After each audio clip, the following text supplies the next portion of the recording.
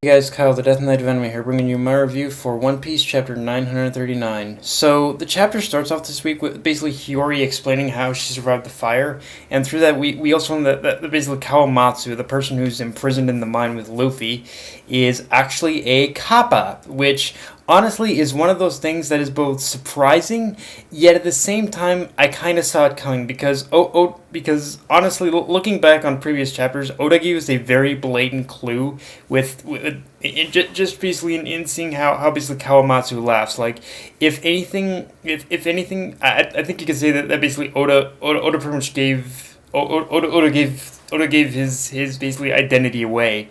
But now that we do know that he is a kappa, I'm really kind of curious to see how Oda plans to use this very specific trait as a way of aiding the alliance because seeing as how kappa are prime, especially seeing as how kappa are primarily the kappa are basically water demons.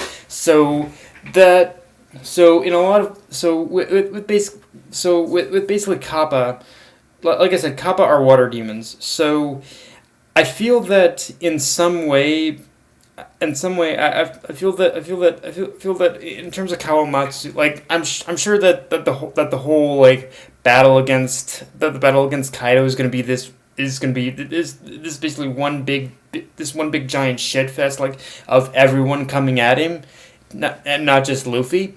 But I feel that with Kawamatsu's ability as a kappa, it might be even more of a key thing than we realize, because as we know that basically Kaido, it can transform into a big fucking dragon who can breathe fire. So I think already that already just knowing that simple fact, I think it is kind of giving, I think it is definitely giving, is putting a lot more spotlight on Kawamatsu as how he kind of plays into this whole into whatever strategy is going to be used in order to defeat Kaido, I think, or or maybe Orochi, or maybe Orochi if he can breathe fire too. But yeah, I think Kawamatsu's abilities are going to be a primary use in dealing with Kaido, because as we learned when he first showed up in that dragon form, Kaido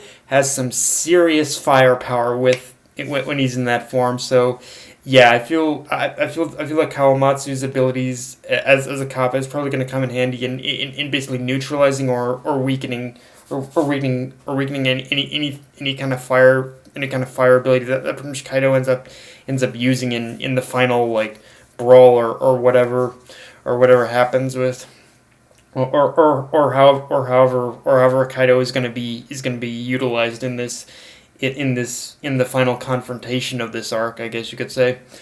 Um, Also, after reading this chapter and pretty much and basically seeing Hiyori's reaction to Zoro telling her that Momonosuke is 8 years old, I'm even more convinced now than ever before that Hiyori ended up becoming a courtesan under the assumption that Momo had aged into a full-grown man, because a lot of her very innocent and cutesy ways of just expressing herself in this chapter really tells me that she basically had very little idea of what was that she had very little idea of basically what in terms of what her reunion with Momonosuke was probably gonna be like.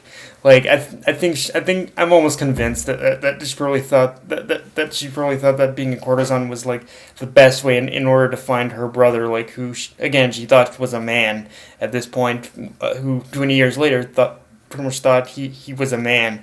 And I'm in a weird way, I feel this kind of, in a weird way, like, I don't want to get incestuous with it, but I'm just imagining what basically Momo's gonna think when he sees this beautiful lady in front of him, and she says, "Hi, Momo, I'm your sister." Like, I'm just imagining the fucking hilarity that's gonna come from basically Momo from Momo learning that his sister is the most beautiful courtesan in Wano. Like, just, like, imagine it. Like Momo, like Momo we all know that the Momo is like is just a little perv. So you gotta just imagine how he's gonna react to this. Like it's probably gonna confuse the shit out of him almost. It's probably gonna give him confusing feelings, I'm sure.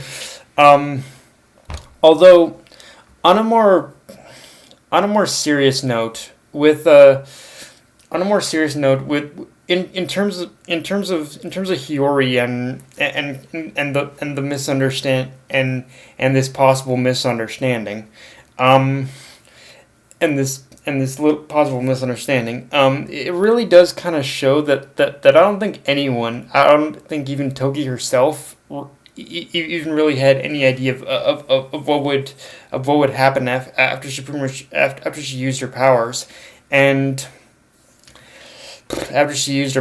but it was kind of it was kind of a reactionary thing where they ended up preparing for basically any kind of situation really.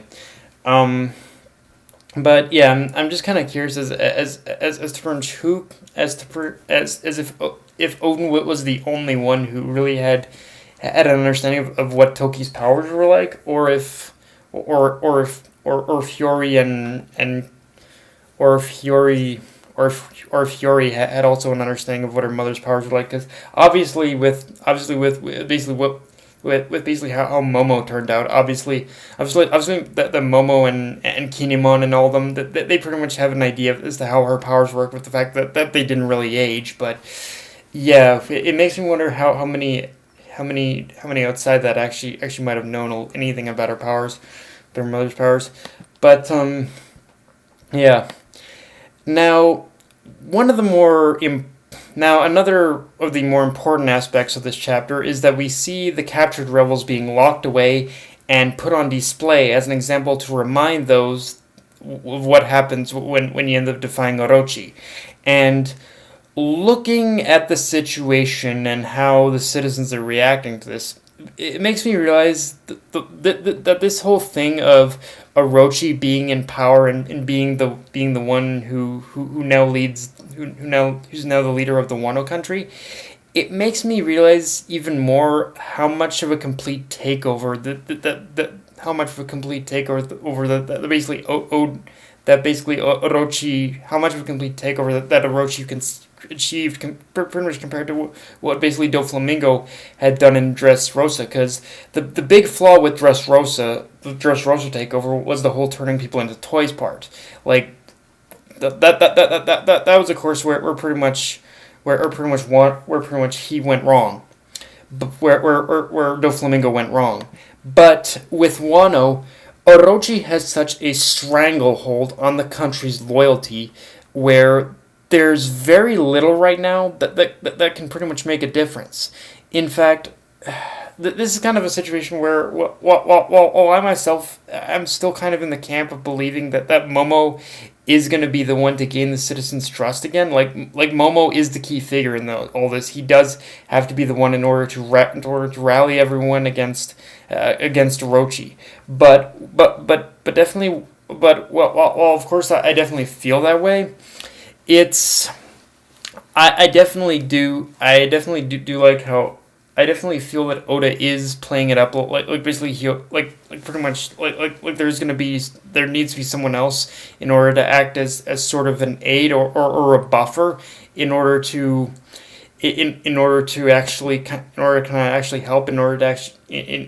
help and kind of and warm the citizens up to the idea of basically basically Momo being the pretty much one to lead them. And I feel that the way that this chapter was that the way that Oda is structuring this arc so far, I think that he is building up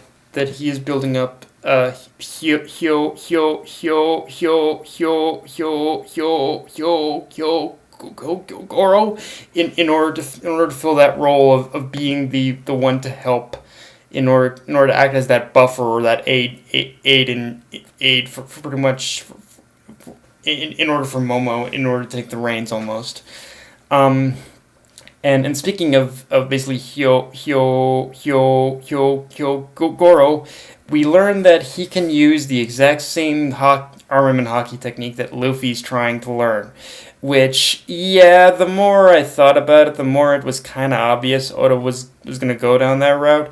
But more importantly, one thing I just realized Oda is establishing by Luffy trying to learn this specific technique is that he's basically saying to us that what Luffy's been doing up to this point has been little more than the weakest form of armament hockey, which in its own weird way makes sense when you consider that in every single battle that Luffy's been in when basically using armament hockey, it's also landed him in the worst possible shape, but it's also landed him in the worst possible like shape and physical condition, but at the end of every single fight. But by learning this, he could kind of reduce the risk. I mean, with it's Luffy, so it's probably going to be inevitable that he's going to be like.